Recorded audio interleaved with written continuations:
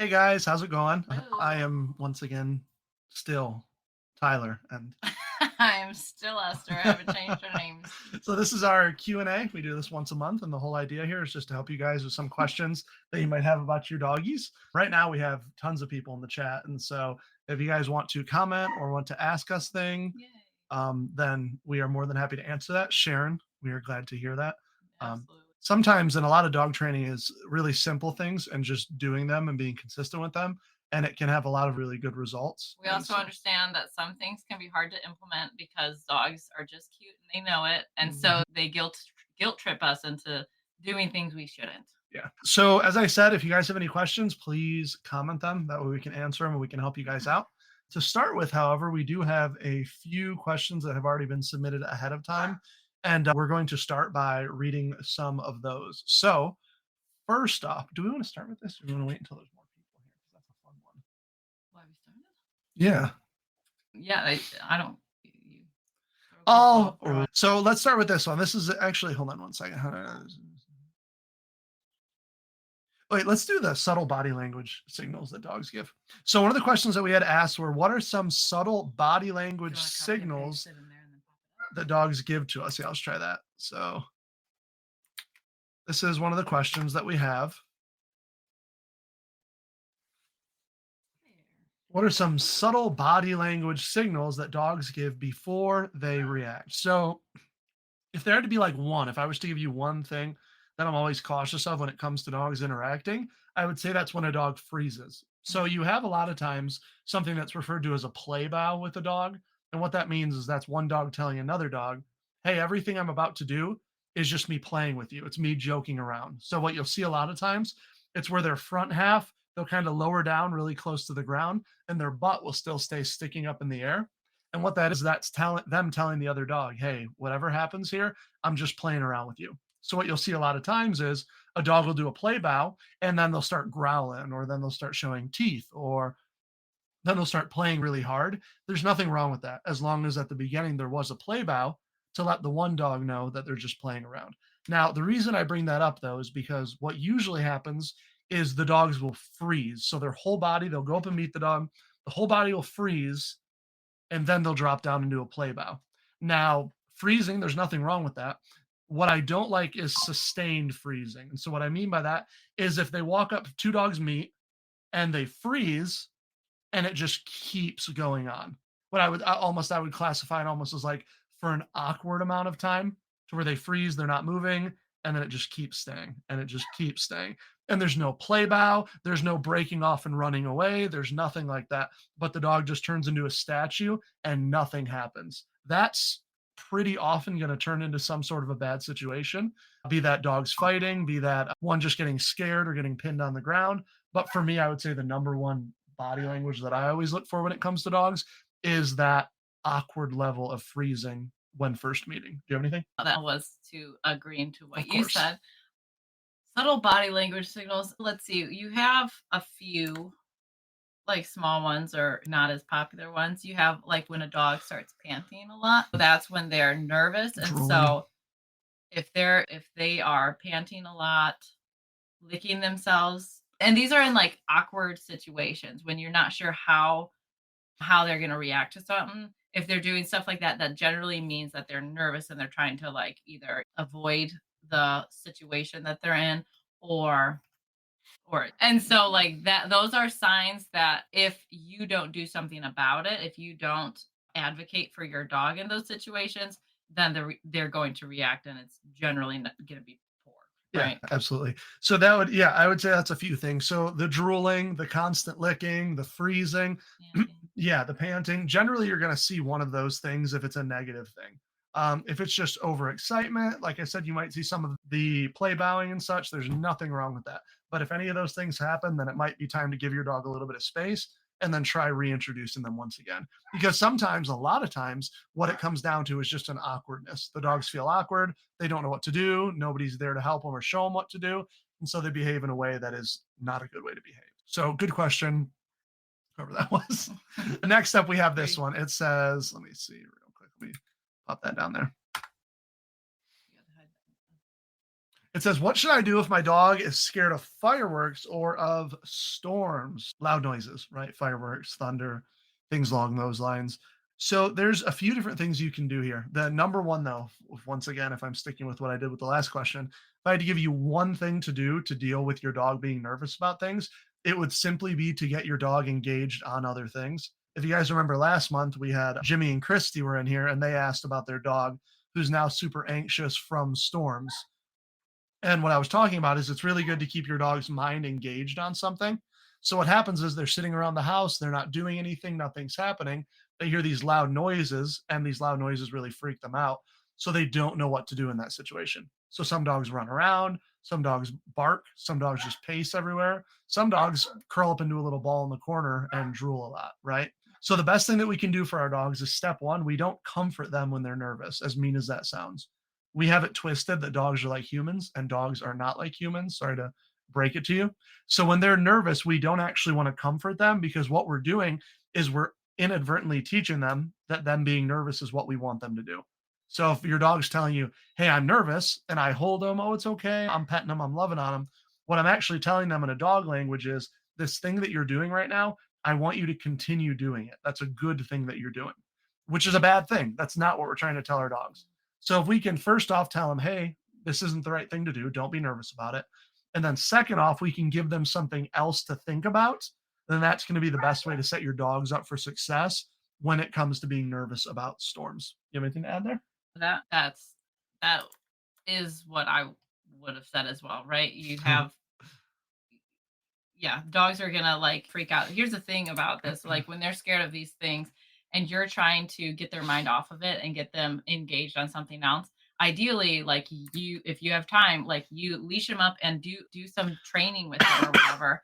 But when you first start doing that, it's gonna look terrible. Your dog's not gonna want to listen. Your dog's gonna be wanting to pull away from you and get to wherever they can go to feel comfortable or whatever. But just keep pushing through it and keep working with them through all these, like through the fireworks, through the storms. And you'll find that the more often you do it, the quicker they will be to like respond to your training. And then also the less nervous they'll be. And then obviously the other thing you can do if you don't have time, if you are unable to work with your dog, whether it's you're not going to be home or you have other things to do, which is understandable, then crating them is going to be better and safer for them overall. And so you have obviously you have all these dogs that won't want to, they'll start freaking out in the crate when they get nervous and everything. And a lot of dogs will break out of crates and such. And that's when either you invest in a nicer crate Mm-hmm. or you give them something to do to occupy themselves in while they're in the crate. We like to do the peanut butter filled Kongs or those lick mats with like peanut butter smeared on that. Just anything that kind of gets the dog's mind off of what's going on around them.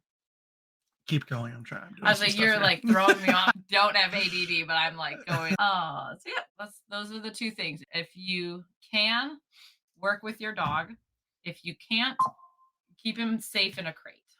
Yeah, absolutely. Sorry, guys. I'm trying to get more people in here. We have 5 right now. I No want to get such. like 500. So we're going to stick with that. Why does our car always. Wait, what? Okay, so Sharon's question, I believe that was autocorrect and she means cat. But Sharon, if that is to be taken literally, I would question who's behind the wheel of your car because there could be a problem if it's Alex and he's trying to run over your dog. Maybe there's a greater issue there. You need to figure that out. If it's why does your cat attack your dog? I have no idea. Cats are jerks, and it's just like it's almost like a stereotypical thing at this point. Cats hate dogs, just like dogs hate mailmen. Could tell you what to do with your dog I can tell you what to do about with your cats cat and and get rid of chasing it. cats, but cats, I don't know. I don't know what. Yeah, get rid of the cat. I know nothing about cats. I'm Break the sorry. cat. Yeah, I don't know what to tell Lock you. him in a room. I am not a cat trainer. I apologize. But once again, if it's a car, I'd be careful. My mother? Yeah. So mom, you have will dogs eat bugs on the ground? The answer to The question, will dogs eat anything, is yes. Dogs, there's nothing dogs won't eat. We have certain dogs that they'll eat rocks off the ground. So yeah, they will absolutely munch on a tasty bug that is on the ground. That's a lot of reason why you have to be cautious when it comes to. Sorry, I just got thrown off. Hi, Jason. Sorry, I got happy that you were here. That's what was I saying? I had a good point. Eat anything off the Yeah, ground. that's a reason why you have to make sure that you're teaching your dog to walk really well, because they can get into some things that are really dangerous for them. They could be either deadly or it could just make them really sick. So we want to be cautious and make sure that our dogs are walking very well for us. Except Murphy, he is indeed a very picky eater. So some dogs are like that. They're a bit more of a challenge, but yes, yes, absolutely. So one of the next questions we had was, what is the best? Oh, that was Murphy. Hold on. What's the best way to introduce a new baby or a new pet to my dog? My main word, the main word that comes to my mind here is just simply to coexist. So having them coexist, being in the same room, being able to function apart from one another, but not always feeling like they have to interact directly with whatever it is the best way to go about doing it. Usually when you have these horrible stories about one dog attacking another dog or a dog attacking a baby or things like that, it's because the owners, and they mean well, but they feel like they have to have their dog go and meet whatever it is they want to meet. So if it's another dog, they'll drag them both up to each other on the leash, and then they just expect it to go well. Or if it's a baby, they're holding the baby, and then they pull the dog on up to it and make the dog sniff it and check it out. What's happening there is you're putting the dog in a situation where you're forcing him to be close to something that he's terrified of. And so, of course, the dog is going to react in a very poor way. And you have to be cautious of that. And so, having them coexist, having them just function and interact around one another is the best possible thing that you can do. And allow the dog to go up to the other dog or to the baby or whatever it is on their own terms and not on you forcing it on them when they're nervous. So, just take it nice and slow, let them get comfortable with one another first, and then introduce them. That would be my answer. Yeah. So I love that all these questions, you start out answering them, and I'm like, I don't know why, but I'm like, oh, I wonder what he's going to say. I hope this is good advice. Of course it is. But not only that, not only is the advice good and right, it's exactly what I would say too. Right. If it's the right answer, you can only have so many right answers. Sometimes there's more. All right, but we can talk about how I'm right all the time Anyways. later. That's fine. We don't have to do it on live. So another thing to keep in mind, you have that in the sense that you don't want to force the dog into interactions when they're not ready. But then you also have the other end of the spectrum where the dog is too excited and wants to go see and jump on the other dog and potentially overwhelm the other dog or hurt the baby or whatever. Sure. And not only do you need to have them coexist and get used to each other and meet each other on their terms, you also need to make sure that they coexist and learn to just chill out around each other. Yeah, for sure. If the dogs are crazy excited, then the greetings are not going to go well. Yeah. Yeah. Whether it's dog on dog and somebody doesn't like the energy, or if it's a dog with a baby and the dog gets way too excited and tries to jump up on the baby, and then they get corrected for that, which they should be, because they shouldn't be jumping on, but then it gives them a bad first interaction with a new baby and they're not going to like him quite as much. No, and just overexcitement in general is something we have to be cautious of when it comes to dogs. They get very easily excited, and a lot of times that excitement can turn into something nasty, even if the dog doesn't intend for it to. Dogs are big animals generally, and they're strong, and they have sharp claws, and they have sharp teeth. And even if they don't mean to hurt people, it can still happen. That's why we're extremely cautious of our kids around dogs. Even the sweetest dogs, we're still very cautious around our children because they're smaller and they can be easily hurt. And our new baby, no dogs meet her because they don't need to. And so there's things that you need to be cautious of when it comes to our precious dogs. And overexcitement is a huge one. Yeah, that's good. So let's address some of these questions up top real quick. CJ said, my parents have a dog that is terrified of men with hats and will not approach me and will run away immediately. How can I get this dog to trust me? Dogs tend to get nervous about anything that's out of the norm or out of what they're used to or what they've grown up around. So we have this a lot, and this is, I'm just going to say it like this, I'm going to get canceled on Facebook, but we have a lot of dogs who, if they've grown up with a black family, they'll be nervous around white people. We have a lot of dogs who the adverse, if they've grown up with a white family, they'll bark at black people. And we get this question all the time. There's probably some clients who can attest to it, and they'll go, is my dog racist? Like, why is my dog like this? And I go, I assure you, your dog is not a racist dog. What it is they've grown up as a puppy and they're used to something. And then they see something that's slightly different and they get freaked out by it. That's the Mhm. same exact thing that they do with bicycles, with different noises, with other animals that they're not sure of, things that they haven't been around or been immersed in all the time. They get really scared of. CJ, the hat thing is a big thing too. I don't know if your dad or your mother are big hat wearers.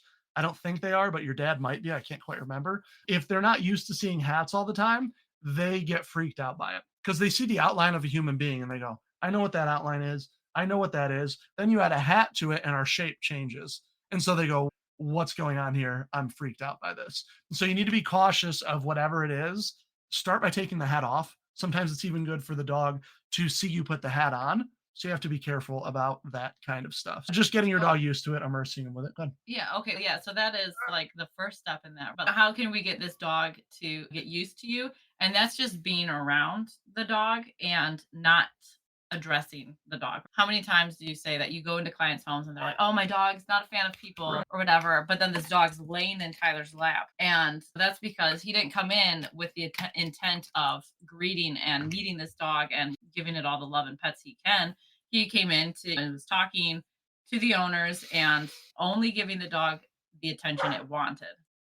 And so for you, you're going to want to hang out. What I like to do is have a handful of treats that the dogs like, and don't like get their attention and try to toss it to them, but just subtly, and they'll be a little more interested and want to come check it out and stuff like that. And that would be my number one. That would be my number one suggestion is just one, don't address the dog, just ignore him, and then drop and toss several treats without interacting or addressing the dog as well. Yep, So absolutely. would you agree? Was that good That advice? was wonderful. So, Alex, you said, is dog food high in protein enough for an avid gym goer? So, the answer I would say is generally yes, because you're looking at like salmons and chickens and like sheep and stuff like that. You have veal, all that kind of stuff. So, yeah, if you're looking for an alternative to normal human food for going to the gym, I would absolutely look into dog food. Just make sure you're getting like a premium brand, like a wellness or something along those lines. Also So, might wanna look into the wet food, that might go down wet a food little might be a better. little easier, or mix the two together like we do for some picky dogs. Oh, yeah, dry food, just pour in some water or milk. Moving on. So, Christy, you said that your dog has started sleeping in the showers, especially during storms, and this is new. I remember you were saying last month about it being a newer thing with your dog being nervous around storms as well. The whole thing about the showers, honestly, could be as simple as that it's the quietest room in your house when it's storming, that because of the walls or where it's placed in your house or the materials it's built out of, that the dog feels the most safe in there. It could also be that it has almost a den like feel to it. So if it seems more secluded, if it seems more like sequestered off to the side, then your dog is going to it because he finds more comfort there. So that makes a lot of sense based off of what you told me about last month, about your dog being nervous. Someone here. No. Shiloh's putting in her input, and she says that is a normal behavior for a dog that is nervous. So, once again, going back to what we started with, just try and engage him and get him distracted by something else, even if that means there's an extremely high level reward that only comes out when it's storming. Like what we'll do for our dogs, if we want a really high level reward, is we'll go to the butcher shop and we'll ask them for just a raw bone with some meat on it. And there's not a single dog in the world who will ignore that. So That get one of is those, throw it out just when it's storming. Then your dog might actually start to look forward to storms because it gets that big, gross piece of food that it wants. that was literally what I thought of. Oh, we're on the same So, wavelength. We're on the same we're wavelength here. just really What shall we do next?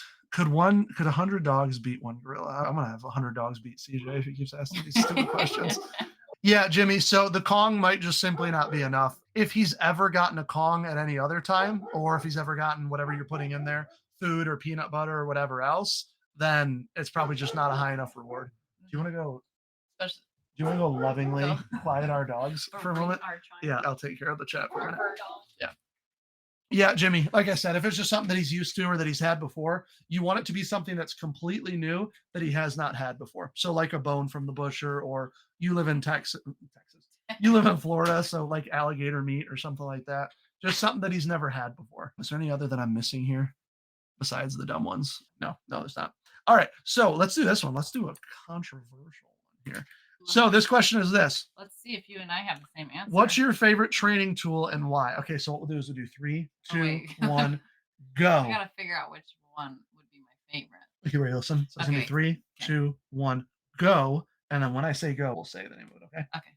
3, 2, 1, go. E-collar. E-collars. All right. Oh. So the answer for both of us is an e-collar. Now, the two main things that we use tools wise, we use a lot of them, but the two main aversive tools that we use are the e-collar and the pinch collar. Both of those tools are absolutely wonderful. I'm not going to sit here and explain why they're great. They just are. It's just a fact, and we've done them with hundreds Well, of it does dogs. say right, though. I'm not going to do that. They're just great. Don't. No need. So the That's e-collar, it. I like it because what it does is if you train a dog properly on the e-collar, it gives the dog and you a ton of freedom. So working dogs towards being off leash trained, there's not a single issue that a dog has that you can't correct or fix. And there's not a single command that you cannot teach to a dog with using an e-collar either. It's just an absolutely incredible tool. And so I have dozens of reasons why it's my favorite. Yeah, that's what I was going with. I was between the prong and the e-collar because the prong collar, I think that's what I started with, right? You work your way up to like certain tools, right? And the prong is the first one you get to. And when you like to go for walks out in public where your dog does need to be leashed up, the prong collar is the best tool for walking dogs, especially the bigger pullers. But then I was thinking more on it, like the lifestyle that we like to have, especially just the e-collar for all those reasons you said. And then I guess to narrow it down for me, it would be like the off leash, or to sum it up in one word, Sure. or two, I don't know, is the off leash freedom. And being, I just think of when we're up north at my grandma's and we have Lake Huron, vast all the way out. You could swim to Canada if you wanted to. You can't. But being able to let my dog off leash and just run around and enjoy that freedom is just like, what better life could my dog have after that, right? Yeah. And so yeah, and that is possible because of the e-collar. Yeah, absolutely. There's so much. And the pinch collar is wonderful. The e-collar requires a bit more of learning. The pinch collar generally is quite simple to use. We can walk you through how to use it effectively with your dog in one session, whereas the Yeah. e-collar tends to take a bit longer. I posted down there if you guys saw it. If you're watching this, please share this. Share it on Facebook right where you're watching it. You can literally just hit the share button down below. It's free. It doesn't cost you anything. It helps us out. And if there's anybody you know who has a dog that's looking for help, then this is the place to come. So please consider sharing it. It would mean a lot to us. But yeah, so the e-collar for both of us, the pinch is a close second. We absolutely love those. What is the best way to tire out a high energy dog? Esther, wow. why don't I let you start with this one? You know, Because I've all just these been questions, talking I'm over like, you. oh, I got the answer. Okay, you're saying them all, and now this one. What's I'm gonna the let best you. way I'm to gonna let you tire say out? it. So I guess the first thing that comes to mind is when we first got married and we had 2 German Shepherds that, oh my gosh. So I just realized that they're considered seniors now, but I'm not I won't gonna talk about it. exactly. So we had 2 high energy German Shepherds and we lived in an apartment. How in the world did we make that happen? Obviously, taking them out for structured walks. There's a difference between going out for a walk, hooking my dog up to a harness and letting them drag me around everywhere. And so there's a difference between that and taking my dog out for what's called a structured walk. And that's where my dog is required to walk by my side and stay focused on me. So not only am I giving my dog that physical exercise, physical stimulation, but they're also getting that mental stimulation as well. And so they're working their muscles and they're working their brain, which results in a much calmer dog and it tires them out. Realize that's not always practical. Rainy days, freezing cold, way too hot. There's many reasons why you might be stuck inside where physical exercise is near impossible. One fun like physical exercise that I remember us doing a lot was playing hide and seek with our dogs. That was fun. And so one of us would hang out, keep the dog in one of the rooms, and then the other would go hide and then just call for the dog. And then the dog's just running around the apartment looking for us and stuff. And that was super fun. But also, so that's the only physical stimulation I can really think of inside.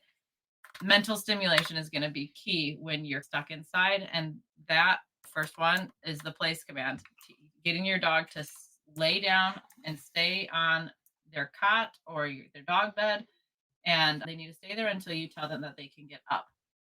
And that is That's my favorite. And then there's also we have a whole blog post about all the different like mental stimulation activities for dogs. And that's all I can say about that. Just an Like a link abrupt to ending. it, that has so many. I can't because I can't think off the top of my head everything that was Yeah, on I it. don't have the blog But link here. I just had a whole list of different fun things you can do with your dog to like physically tire them out. There was something I thought of though as I was doing this. Best way to tire out a higher job. I'm talking about being stuck inside. That's not necessarily like the question because you can go out. Best way You're is a getting off the structured point walk. here, okay? I'm trying to ramble until I catch what I was trying to say Gotcha. earlier. But Sure. so what's the best way to Why don't we just slow kill it? that one now if you don't know Um, where you're going? okay. If it comes back to me, I'm gonna abruptly stop you mid Oh, great. conversation and like Mental guess stimulation. Mental stimulation is the answer. Exercise them physical. mentally. Don't worry about the physical as much. It's important, but it's secondary to the mental, is what Esther was saying very well. Combine them both. Yes. So will this show the whole question? Yes, it will. My dog will scratch at the door, which is great. He goes outside, uses the bathroom, comes back. We let them in, give them a treat, but then he keeps doing it over and over again and just stands on the porch and comes in and expects another treat. So, Sharon, what you need to do there is what the dog is doing is he's training you. He's Mm. training you that when he scratches at the door, that he'll get to go outside and then he'll get to come inside and he'll get to get a treat. What we do with dogs is if they're scratching at the door and they've done what you're saying right now, which is where they've gotten this nasty behavior where they say, let me out and then feed me, right? If I come back in, we take the dog out on a leash to start with. So if he scratches at the door, leash him up, take him out, and then you'll know he went potty. Don't let him roam around the whole yard. Take him out to a spot, let him do his business.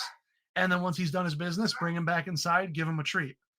Take the leash off, you know that he's done his business. So at this point, you just completely ignore him. You know that he's gone to the bathroom. You know that he's lying to you. He's just trying to manipulate you. So you just ignore him and you go about your own business. Once you do this consistently enough, he'll realize there's no longer any value in him scratching at the door, except when he needs to go out to the bathroom. And that'll be a problem of the past. So that's a simple solution, thankfully. CJ, what online resources can I look for safe food and toys? There's what is that one? I think it's Dog Food Radar, isn't it? So dog food advisor There it is. is for dog foods though, not necessarily like I don't, is he talking about that or is he talking about like people food that's safe for Yeah, CJ, I don't know if do you mean people food safe for dogs? What resource can I look online for safe foods and yeah, toys? just because he added the toys too makes me Yeah, think because like safe foods, like generally dog food is safe, right? not Maybe not, but yeah. So if you're just looking for like food, dog food, then there's a website called Dog Food Advisor, and that one seems to do a pretty good job with the stuff. if you're looking at a question people food, meat, right? Yeah, That's safe. meat is safe, and then honestly, we just Google stuff if we're uncertain. Google is gonna be your friend there, and that's gonna be a quick answer. As far as toys go, we basically anything that won't splinter and anything that's not too small, we will Right. choke on. So, don't want it to splinter, don't want it to be super teeny tiny, and for the most part, you're okay. Okay, so toys though, what would be our favorite? So we always talk about the Kong toy, which is you fill it with peanut butter and that's great. We love it. We have a bajillion of those in our possession. But other favorites toys that we like. We like the antlers Yeah, a and we lot. preferred the split one. So you have the antlers and they come either full, which is like literally a full ant, not a cute antler, but like the full The circle, deer still or type. the split. Or the split where they saw it in half so you kinda get into the inside. We like the split ones because that has like that like the softer like Mhm. stuff that dogs really like to sink their teeth into. So toys, so you got Kongs, you got antlers. We love those like Yak Himalayan yak chews. chews and any other ones? I think that's pretty good. You don't need a ton of toys for your dog like Yeah. everybody thinks you do. Oh, like rubber ball. It also depends on what your dog likes, right? So squeaky toys are great for some dogs. Like my mom's golden will just like love on that Yeah, or thing. rocks. She loves rocks too. But then our dogs would just rip it to shreds and swallow the squeaky part of it, like, within 5 minutes. So it also depends, right, on what your dog enjoys. Because, like I said, like a hard rubber ball, we have a dog that absolutely loves to play fetch, and I would much prefer the rubber balls over the tennis balls because I've learned and heard that tennis balls, like that, like, very texture fabric stuff on the outside of tennis Yeah, balls right. is really bad for a dog's teeth. Yeah, I wouldn't eat it. And yeah, yes, but it, like, grinds them down, and it's not they have, like, dental problems and stuff. Right. Jimmy, if I ever become rich, I'm gonna pay you guys to teach my dog how to go in the refrigerator and fetch me a beer. That's totally fine. If you wanna pay us. It's like, The yeah, that's price a will be a lot, but that's all right. Absolutely, Sharon. Jimmy was commenting on CJ's question. That's a great question. Sometimes when we finish eating a steak or something, the fat and the bones we give to Cash, and of course, he loves them. Is that okay? I know chicken bones you shouldn't. So, when it comes to bones, the only concern is them either, as I said earlier, splintering, so like turning into really sharp shards that can get stuck in your dog's stomach or his throat, which your dog will die, which is not a good thing, or if you boil them. So a lot of people think You boil them? don't boil them. Okay. Yeah. I'm sorry, I should let you finish. I got fact check over here. You don't want to boil them either. A lot of people think that if I boil it, it'll make it cleaner, or if it's food that you boiled it first, then you ate it, and then you're giving it to your dog, the boiling of it makes it a lot more likely to splinter. So you need to be very cautious of that. Giving your dog bones, there's nothing wrong with that. Dogs, if you let your dog go into the wild, give it a couple days, it's going to be eating the bones of something, and it'll do completely fine. As far as the steak and the fat, fine. It's whatever. The dogs would eat the whole animal anyways. And obviously, you have to be careful about what, like, spreads or seasonings are on it, but I wouldn't be able to tell you exactly which ones would be good Yeah. or bad for And you don't dogs. want early onset dog diabetes. You gotta be dogabetes. You gotta be careful with the you gotta be careful with the fat and stuff, but they're okay. You're gonna be safe generally with doing that. Yeah, CJ, I don't have any specifics that I go to. I generally trust Google when it comes to what's safe for my dog to eat. It's never let me down. My dogs have never complained, so I would just stick to Google when it comes to stuff I was like like, that. especially when it comes to food, I was like, we got all these books on dog training, but I don't think any veterinarian would be recommending that one. But yeah, I don't know. I don't generally do a lot of reading food and stuff. As dog trainers, we often get people who are referred to or talk to us and tell us, "Oh, my vet said to not do this or not do that when it comes to training." And we say, "Okay, I'll respect their request, but as a dog trainer, I know what to do when it comes to training, and I'm not going to give you that." Right? Yeah, exactly what you said at the end there, right? We're dog trainers, we give you training advice. We're veterinarians, we can give you veterinarian advice. We don't give vet advice. Trainers, veterinarians shouldn't give training advice. It's as simple as that. Um, just because you work in one aspect of the dog field doesn't mean you know everything about them. Tell you Yeah. that's Oh, bad, absolutely. If but people ask us for medical advice, we'll tell them which vets have been good to us in the past. But you don't see me asking the person who trims my dog's nails, like what breed of dog I should get or how to train them to do something just because they work with dogs. Yeah, you have to be cautious of who you ask about that stuff as well. And the sources that you look into, you need to be a little cautious about them as well and figure out where they're coming from. The next question up is, how do I stop my dog from chewing on furniture or shoes? This one's easy. You get rid of all shoes and furniture in your mhm, home mhm. and that's not a problem anymore. Alright, what's the next question? Take that one. This takes us back to our favorite training tool. E-collar. Yay. Woo. Correct your dog. And then obviously, so doing it when you're not around as well is super important. You're hanging out and you notice your dog is chewing on the furniture, and you're like, "No, don't do that," you get them to stop, or and they clearly know that you don't want them to chew on furniture. Is that gonna stop them from chewing on furniture when you're not around? Most likely not, Right. and that's why with the e-collar, you kinda set it up so that you didn't get your dog in a situation that they generally try to or start chewing on the furniture or shoes or whatever, bait your dog, and then when it looks when it seems to your dog like you're not paying attention, you got your as like how do I say, your mom eye on them. When they go after it, you give them a correction on the e-collar. We with stuff like this, when it comes to things that we don't want our dog to do, we want them to just completely stop it. You raise the level higher. You got your working level and you got your correction level, and we wanna correct our dogs for Mhm. the behaviors that we don't want them to do. So if my dog is working at a level 10, they feel it, but it doesn't bother them, they just know that they need to listen, then I'm gonna go up to a 20 when my dog is chewing on furniture. Mhm. Yeah, good answer. That's pretty much Thanks. it. Using the e-collar, that's the best way to do it. So, next up, how can owners build confidence in a fearful or an anxious dog? So, I'm gonna give you a really quick answer to this one because I don't wanna overcomplicate it or overwhelm you.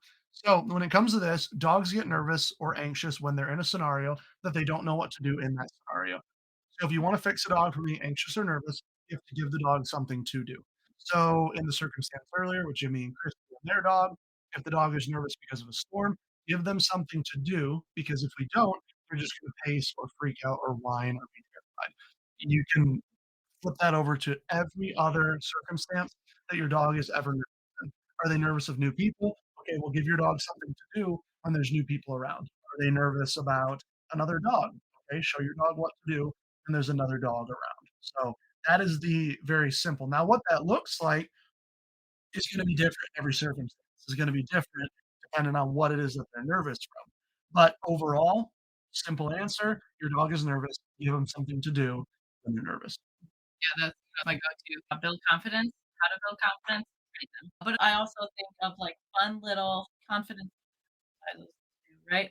And that's getting your dog on different textures, I guess, of ground. Different textures of ground. I think of sometimes we've taken nervous dogs to and making them walk across, like, those ground has, like, the little holes in it, or, Mhm. like, the one like, some we go to, like, it's holes are not very little, and you can see down to the ground, and, like, that's scary for dogs, and just, like, getting them putting them through these scary situations is how I was able to get through this scary tunnel thing, this other situation isn't so bad. So just, like, teaching them, like, "Hey, you're nervous, you don't have to, you just kind of push through it." Right. But then another fun one we like to do is, like, get filling up we get a kiddie pool, filling up with all the ball pit balls if you want, or we just do empty water bottles too, filling it up and just tossing treats in there, and the dog has to go and rummage through this loud, weird noise to find the treats, and that's fun and easy, like, confidence building, to do as well. Obviously, these aren't, like, one and done quick fixes or anything, your dog's not gonna be confident after doing it, a step in the right direction. Absolutely. All right, we've got 2 more questions here, unless you guys have any more questions, and then we'll be done. So the next question is this: What what inspired you both to start Canine Advantage? So, Esther, do you wanna start us off with that one? How far back do I go? All the way to Was the beginning, let's start. growing up, I loved dogs, and I really wanted to do something with dogs, but I didn't like going to school, and I did not wanna go to college, so I was not gonna be a vet. I also job shadowed at one time, and I was like it was I knew I didn't wanna be a vet, but I job shadowed there anyway, and I definitely be a vet. Yeah. And so I knew I wanted to work with dogs, but I also didn't wanna go to school, and then I found a dog training like a dog training facility in Plymouth, and I actually job shadowed there, one time, and then a year later, I saw that they were hiring, and I had done a little bit of I don't know, okay, so at that time, I had a leader dog, right? And so I had gotten my hand like, I had started training dogs, and so I applied there, got the job, and I really enjoyed it. And I'm still yeah, so this is leading us to us starting our own business, right? So I really enjoyed training dogs, and I had a lot of fun. However, I can't imagine if anybody was given the option to work for somebody or work for yourself, like, you choose to work for yourself 10 out of 10 times, right? No, I don't Like, think all people would, no. okay, yeah, I think some people like the security of, fair. somebody else paying them. I would rather work for myself. I did that. I haven't worked for anybody other than you for the last 10 years, Yeah. and so I enjoyed training, and then like, it's makes me think sometimes I You just I would ramble, just that's sit hey, it's there okay, like it's okay, but don't make them do and it, then it, okay? like, comes back. So, I enjoyed training, and I also really enjoyed the challenge of starting our own business. I also got a little, like, practice in school and learned how to build a business, and so I was able to put that into action and to create this business, and I absolutely loved that. So, I love training dogs, loved the challenge of creating a business, and now I just absolutely love sharing what I know about dog training and helping anybody who Yeah, long story short, wants it to was a silly typical thanks. long story long, it was a typical prince and Short princess story long. story. She saw me, I trained dogs. She had to be there, understandably. But mine's similar. The Lord blessed me with many things, but just, like, common I guess not common, but, like, over the top smarts, like, when it comes to mathematics and things like that. I just don't have those. I have enough smarts to start a You business and to you just successfully run it, thankfully, but it was very much that I knew that I wasn't gonna fit in with a normal typical job. I just couldn't do it. And so thankfully I didn't have to. Went and found a dog training place, went there, met her, we left the place, and we decided that we were gonna do it ourselves, and we've been doing it ourselves for about 10 years now, so that's well, on that good. one. Why don't you go ahead, Esther, and close us off with, do you have a favorite success story? I'm gonna limit you. You see the timer there is 50, 12. I have Okay, 50, you have 9 till minutes and 52, okay? oh, that's last time. Alright, favorite dog. Six do you have one I off the top of your head? Do I have no, a that's why I favorite had you go success first so I can story think with a about it. dog? Um, I I couldn't tell you a specific dog yet. I might get to that, but there's been several dogs that we've worked with who started out just terrified. And I've gone to in-homes with Tyler. I went to in-homes with Tyler for the first, what, Many 6, years, 7 yeah. years of training. 6. Anyways, so there's a lot of stories there. For me, when it comes to, like, success stories, like, the easiest to think about are the board and trains, the dogs that come and stay with Mhm, us. And my favorites are the ones where the dog comes to us absolutely terrified, sure. and you're wondering if they're gonna try biting you at some point when they're with you, and so you have to be extra cautious as you're taking them out to the bathroom and working with them and everything. But then by the end of their training, they absolutely love us, and that's always my favorite because you get this dog that they're obviously super terrified because they're in a new environment with complete strangers and everything, so they're not quite this bad at home. However, it just shows us just how nervous they can be, and so being able to take a dog and get them from super nervous to, like, confident and, in all these different situations and super well behaved as how did I pass? Do I have to go Ti with that? time's up. Done. Yeah, no, I mine's the love it. same as Esther. I don't have anything in particular or a single one that sticks out, but there's been a lot of cool opportunities we've been able to help people out with when it comes to training their dogs, dogs that would have had to be rehomed, but they didn't have to be rehomed because we did some training. There's some very serious situations when it comes to dogs. People really love their dogs, and we understand that, and sometimes dogs inadvertently put us into some tough situations, and so we've been able to help a lot of people out with those, and we're just thankful for that, and we love it. That's why we enjoy doing it. So, anything else that you have Alright. to say before we close here? Almost at an hour. Just kidding. How do we sign off? Should we sing or jingle? Um, Should we? Okay, let's see bye. what don't know what else to say. So, why don't you tell them when our next one will be? So our live Q&As are every first Friday of the month. So got the little calendar. October something. October 3rd is our next live Q&A. Send questions ahead of time Mhm. or come join us and ask us questions, live and talk with us. It's more fun doing that anyways, but, Yeah, so there's that, and then we have our canine clash. It's a super fun thing. Not it's obviously not as interactive it's just fun. because we're just having fun with some dogs, but, Goofing. we got, the end of summer splash bash. We don't have an official name or End of summer anything, but splash the bash. end of summer is technically I think the first day of fall this year is September 22nd, and on September 20th, because our K2 classes are on Saturdays, 2 days before the first day of fall. So we're having a summer little splash bash clash thing. And we're gonna get the kiddie pool out and have my mom's and Kula, who absolutely loves the water, face off against little PJ, who That'd be sometimes I cute. think he loves water and other times I'm not Yeah, really we'll see how sure. it So goes. it's gonna be a fun one. So tune in and watch that just for the giggles. Yeah, it's just gonna be fun, so please join us for that, just for some fun, and then the first Friday of October, we'll be doing another Q&A. So if you have any friends, if you have anybody that you wanna invite to this or anything going on, then please invite them to it, add them, all those things. So, thank you for Mhm. joining us. We hope you have a wonderful Friday night, and we'll see you guys Yeah. around. Bye. Bye.